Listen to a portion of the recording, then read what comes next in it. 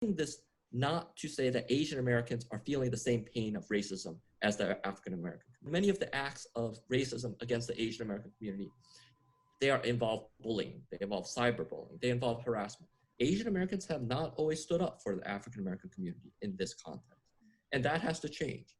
I do think that this moment with George Floyd has caused us to see things differently. The community, I think, has responded with more solidarity that I have seen than in past incidents.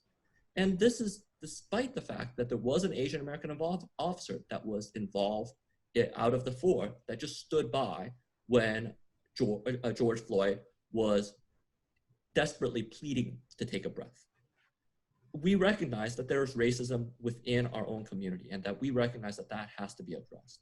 And that is part of the systemic racism that we're talking about. So part of the answer, if you will, is having those hard conversations with our own community, recognizing our own biases, and trying to come up, developing a path forward from there.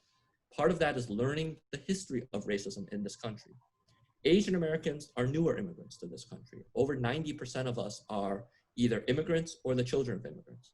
So again, being very candid, our understanding of this country's history, of how African Americans have really given Asian American community the civil rights that we enjoy today, is not understood by Asian Americans in the same way.